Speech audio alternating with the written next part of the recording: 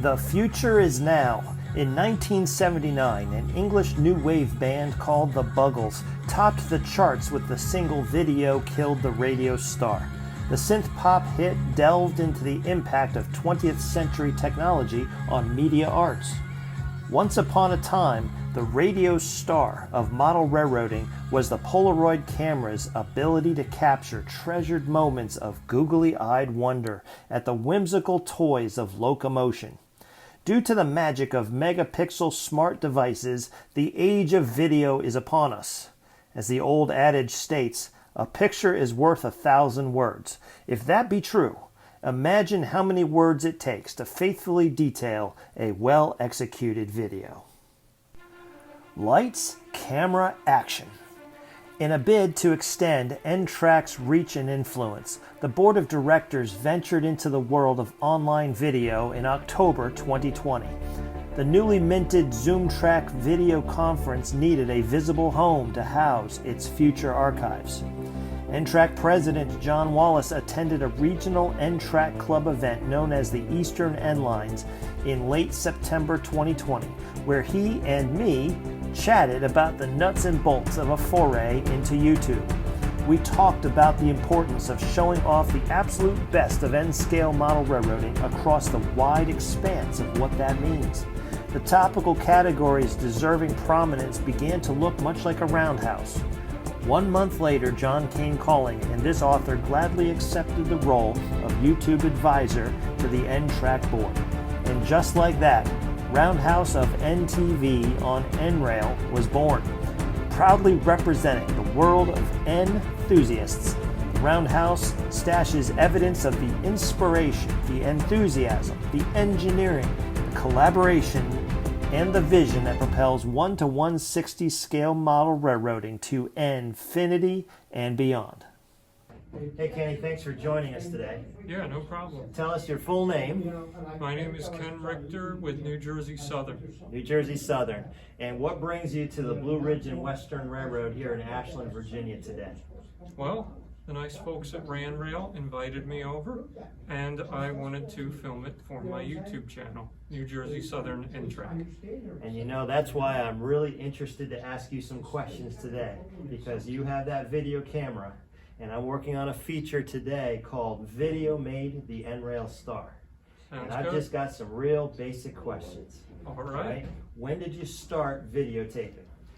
I honestly don't remember. I have videos from shows from 2009, 2008, so at least 10 years ago. Okay, so that's step one, is getting the footage. Yes. Okay. Step two is then transferring that footage to where? Where do you publish? I publish on YouTube. YouTube. Okay, that's exactly where NRail has our own YouTube channel. And how do you get the video from your camera to YouTube? I upload it to my computer via a mini SD drive. SD drive. It's just a little tiny drive. Yep. I can actually pop it out here to show you. Okay. Boy, that is so small. I don't know if you can see it. the- Hold it right out there. This Boy. is the micro SD card that goes in the camera. Usually I use 64 gig ones. This one's 32. 32 gigabytes. Yep. That's an enormous amount. It's actually not, because from filming both here and at the Danville Rail Days show this weekend, Yeah. I am now down to 34 minutes left on the card. Wow. It started off with around 2 hours. So Kenny just revealed that we're coming from the Danville Rail Days show. You were being selective about what you wanted to film. Exactly. Tell us about your process. What is the thought process? What to film and why? So the way I film things is basically with a rail fan style. Okay. I try and make the trains look as realistic as possible in N scale. And by doing that, I leave the camera off most of the time and only film when there are trains nearby. Okay. Now last night I was talking with you, we were doing some rail fanning by the track, and I described several different modes of video, almost genre, a niche. There's different kinds of video style, and I used the word inventory.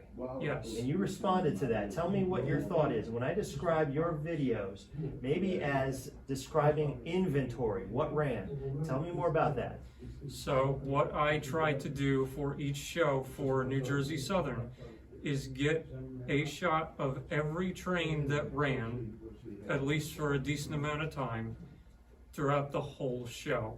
Most of what I do are train show videos.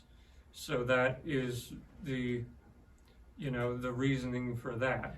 In my mind, what Kenny is a video journalist.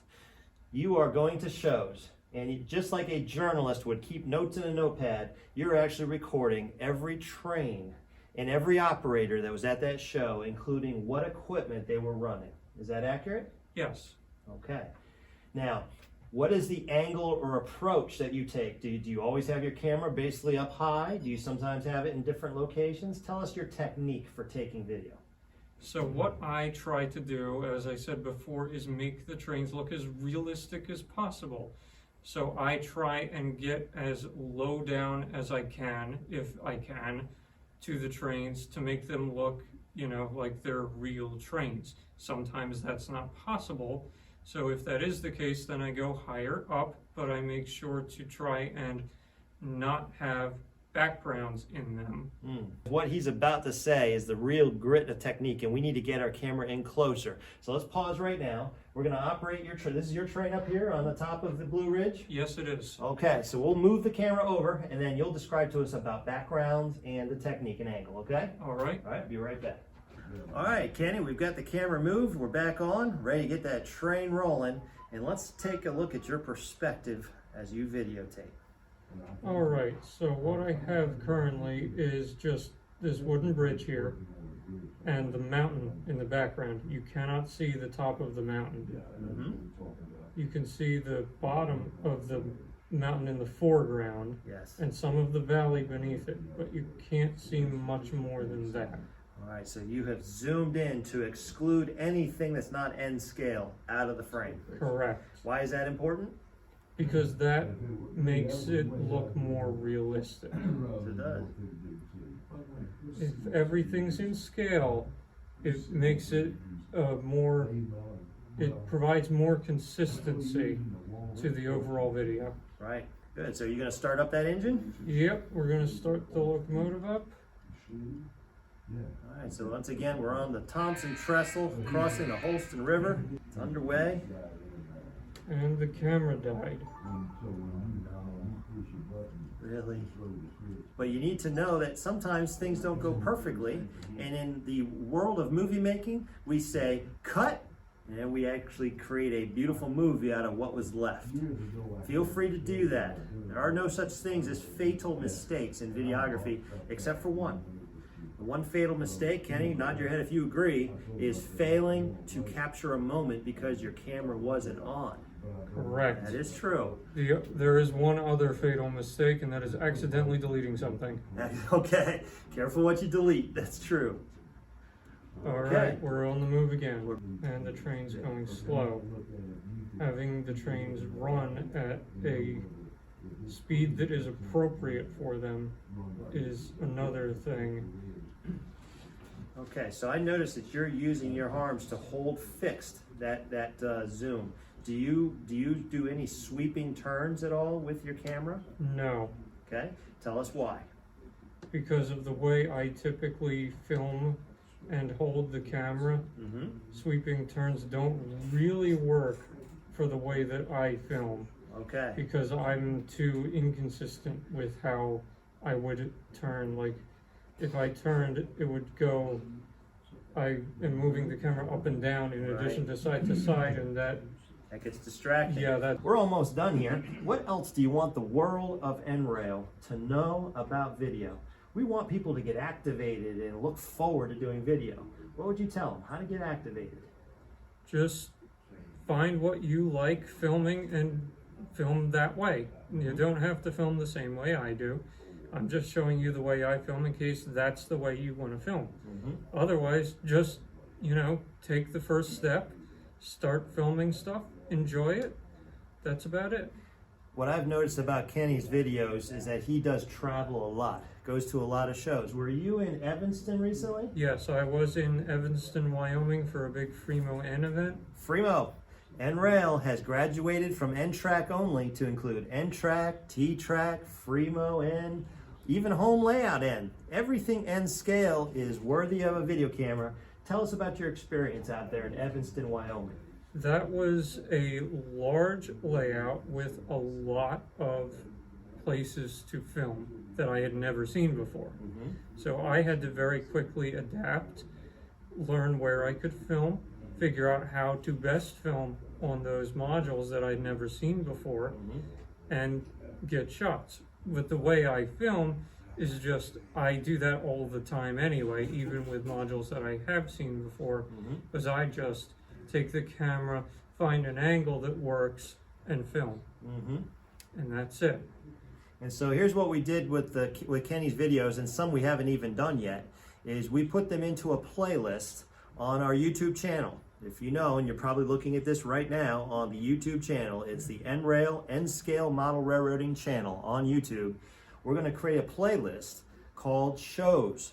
It might be NTRAK shows, might be Fremo shows, it could be TTRAK shows, it could be anything goes shows.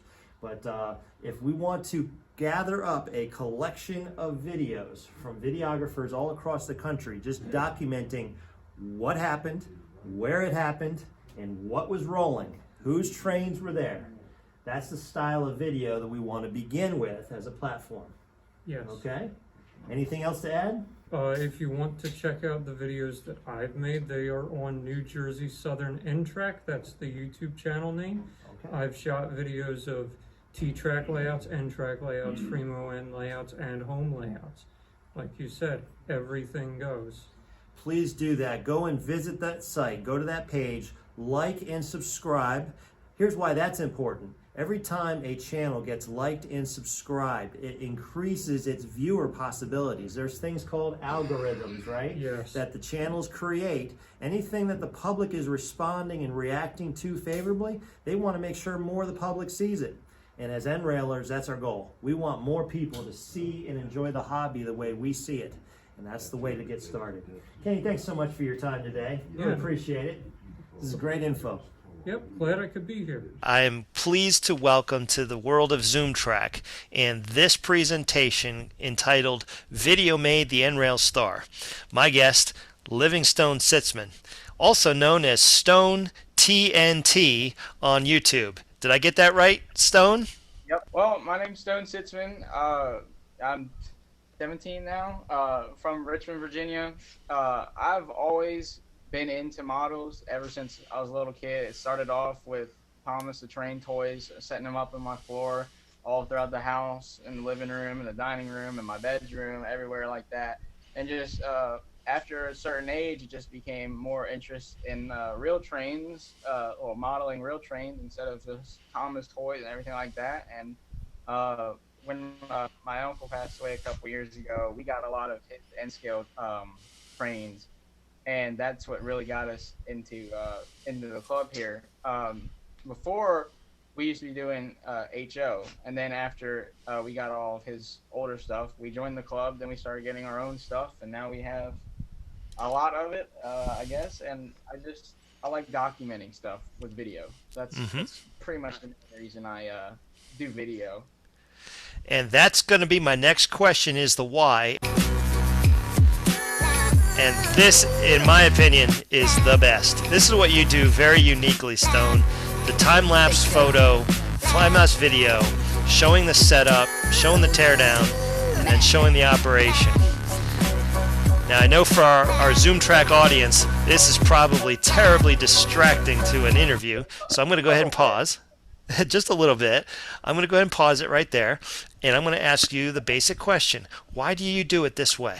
What's your objective? What's driving you here?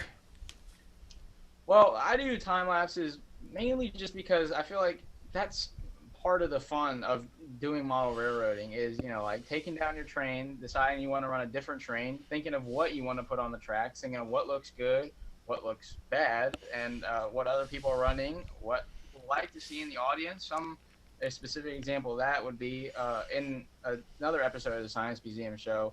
I was running on the T-track, and we were running my World War II military train that had a lot of tanks on it. And all the Yes. kids who were coming up were big fans of the tanks. And I was getting kind of bored of it running the same train, so I was like, I'm going to bring it in and take it off. My dad was like, no, no, no, leave that one out there. All the kids love it. And I was like, really? He's like, yeah. And I was like, all right. So I left it out there, and I just took off a different train that was running on the T-track and replaced that. So I kept myself busy. But yeah, it's part of the fun, just figuring out what you want to do, like what do you want to run, taking it all down.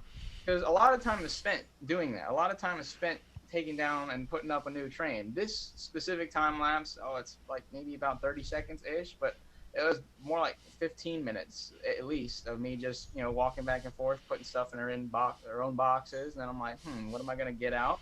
And then thinking of all that, just doing that, and it's really compressed. And I just do it just to show the people how much like it really is behind. Just it's not just about running the train; it's about putting it out there, taking the other one down, so you're not taking up too much space on the way out and stuff like that. So I do it really just to show behind the scenes kind of. That's a great insight, Stone. And I actually had the opportunity to also interview Ken Richter from New Jersey Southern and ask him the same series of questions I'm asking you today. So I describe him as a video journalist because he is documenting what actually happens at a show. Now, what I'm so fascinated to see you, by contrast, you are also a video journalist. You just described your why, your purpose, but the way you're doing it is that you also have the context of a show. You're showing the setup. You're moving your trains from the back storage table to the track. You're showing the operation as it goes, and you really are the star of the show. I don't see too many other trains that you're focusing on because why? Your choice. Tell me about your video selection. That's something I want to be better at, is just showing a lot of other people's stuff too. Mainly, I feel like I focus on myself just because I know like what I'm doing with my train. Because like when to describe it, basically like other people, I don't know if other people are doing operations with their train. I don't know if people are just gonna run like sail right through and then they're gonna do one lap and take it off. I don't really know, because it's not like with my own videoing my own train. It's like, all right, I'm gonna keep this on for a while. I'm gonna video it. I'm going to do operations with it. I'm going to video that. It's just about knowing what I'm going to do myself. And another video I have, it's me and my friends running a bunch of trains, and I show them a bit. And I'm gonna ask you in a few minutes a little bit more about your audience and your friends and how they work in. But let's come back to your video here. I fast forwarded to roughly the 12-minute mark, and I appreciate your introspection. Yes, I understand. There's reasons, not necessarily that you have been able to focus on other people's trains while you're in the process of an operation.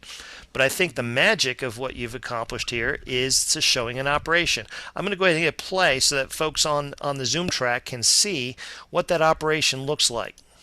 Okay.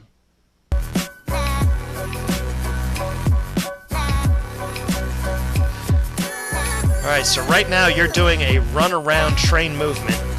And you're obviously selecting some cars, adding them to that one track, and now you're going to shuffle it here on what is known as the Hilltop Shops. And check out this car shuffling in and out through the zigzag, right?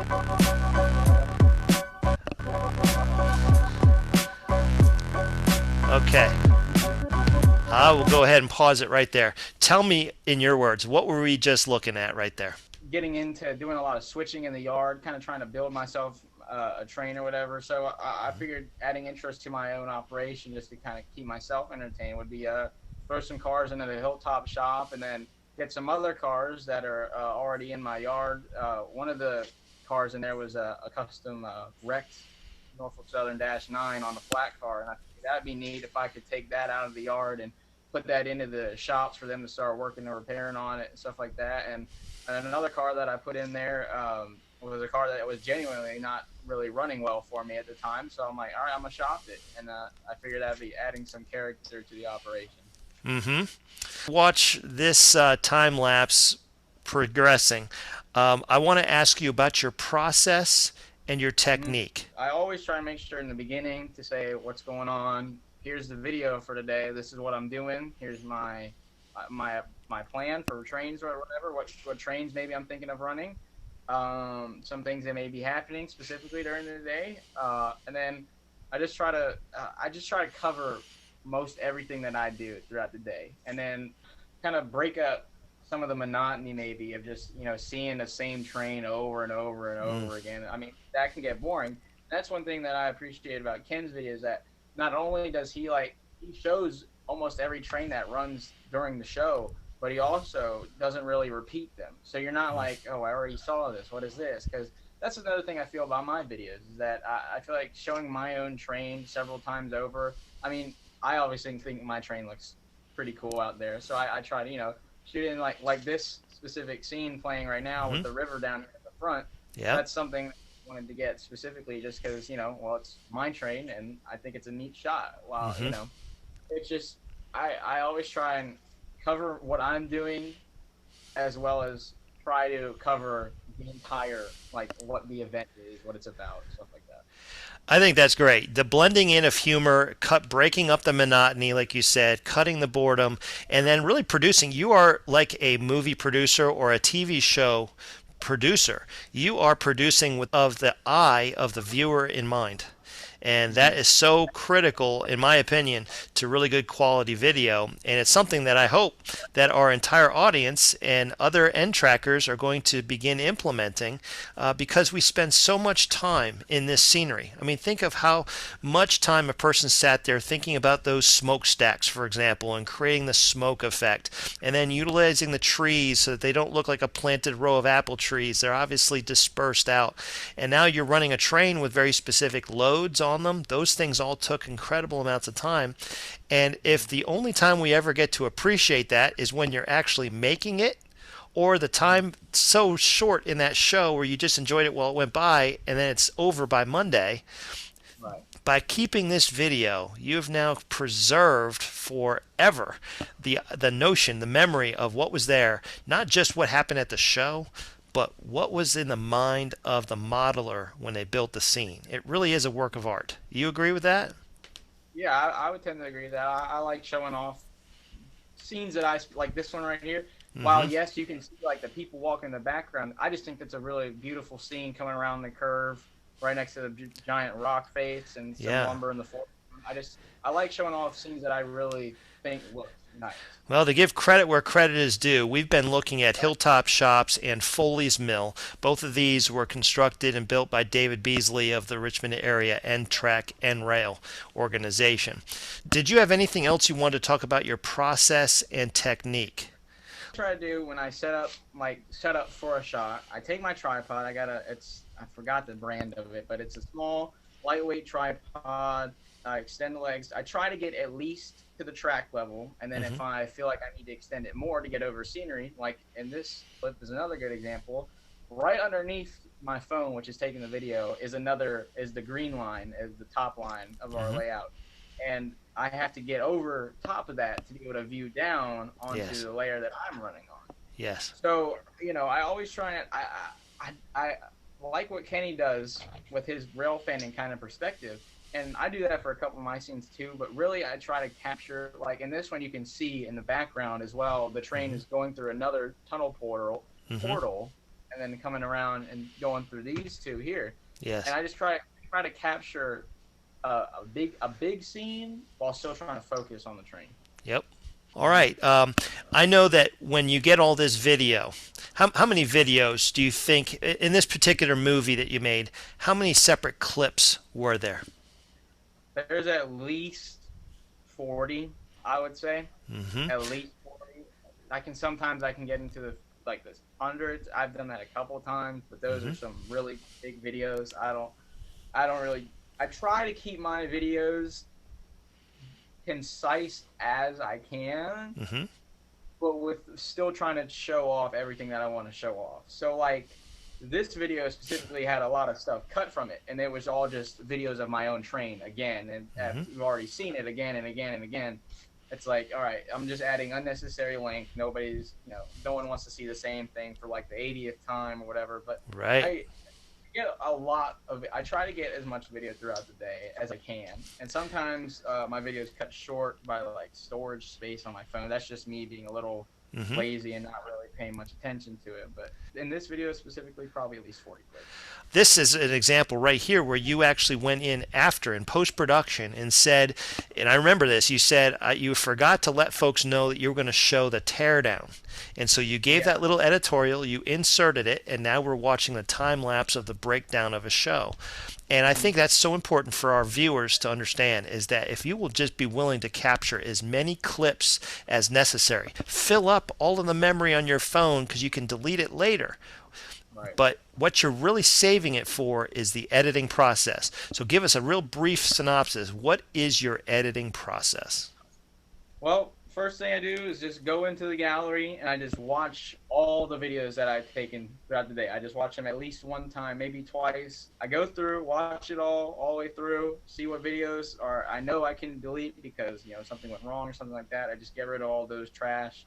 Then I go in and I'm like, all right, how many time lapses do I got? And I'm going to add music to those. So I look and I'm like, all right, we got this many time lapses. Here's the video that needs a time lapse.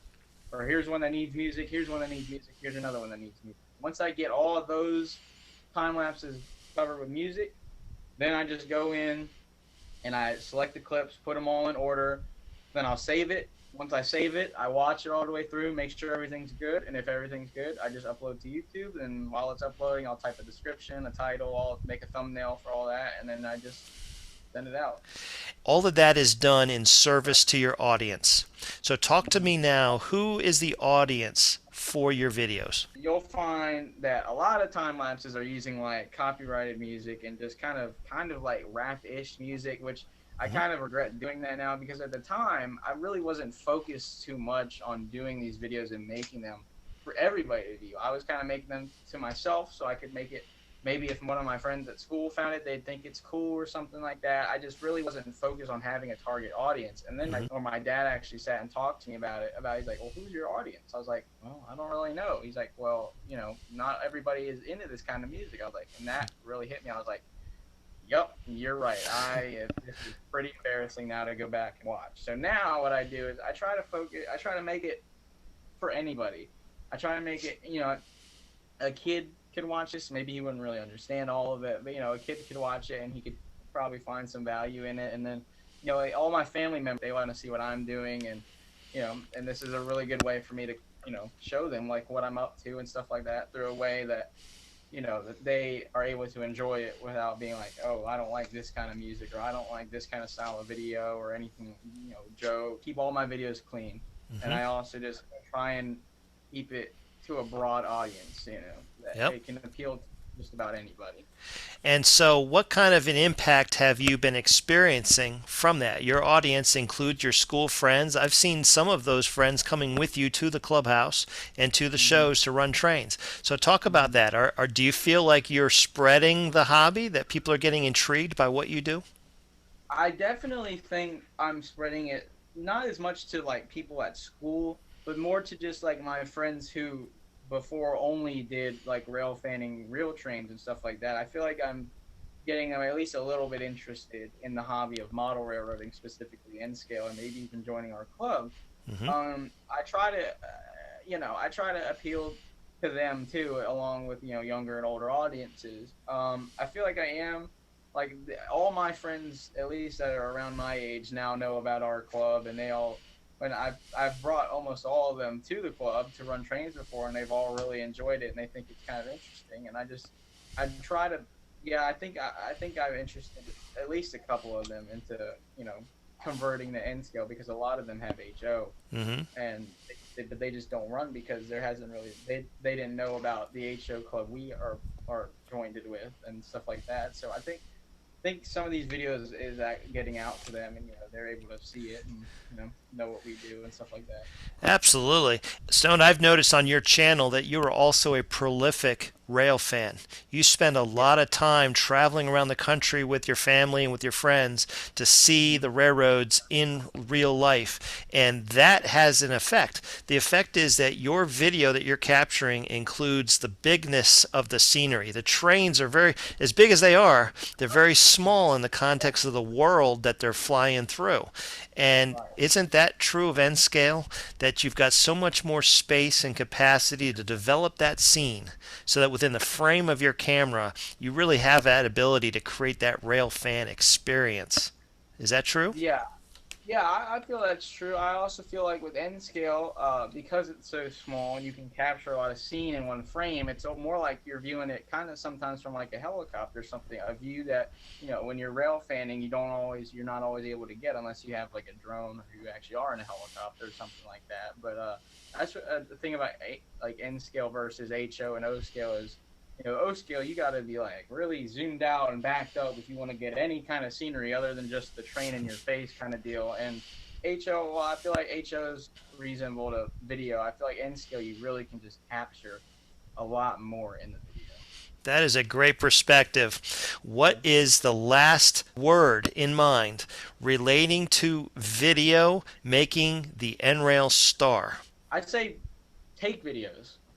Take videos. Not everybody is always able to capture like 60 frames, and not everybody's able to get the highest quality. It doesn't matter. Document it. Do video of it. Maybe go and delete it later on, but at least have it to you can be able to show people, show your friends, show your family. You don't always have to edit it all like I do and put it on YouTube, but at least you have it. Just you can look back and like, man, that looks really cool. I liked running that train. I enjoyed it.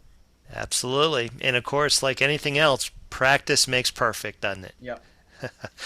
Well, Stone, thank you so much for joining me this afternoon, spending the time to share your experience and your tips. We're looking forward to seeing more from you in the future. I've been also sharing with our audience that with the NRail YouTube channel of N-Scale Model Railroading, we're going to be creating playlists. And those playlists already have various themes, including shows, they include modeling tips and tricks, and they also include with that musical background. You addressed it. Everybody has a different preference for what kind of music they like to enjoy. And so if we can marry the best tunes background with the trains, we're going to have something for every audience. And so I'm just looking forward to seeing your videos as we continue to progress. Anything else as we say goodbye to the ZoomTRAK audience? It's all been covered so far. Fantastic. Thank you, Stone.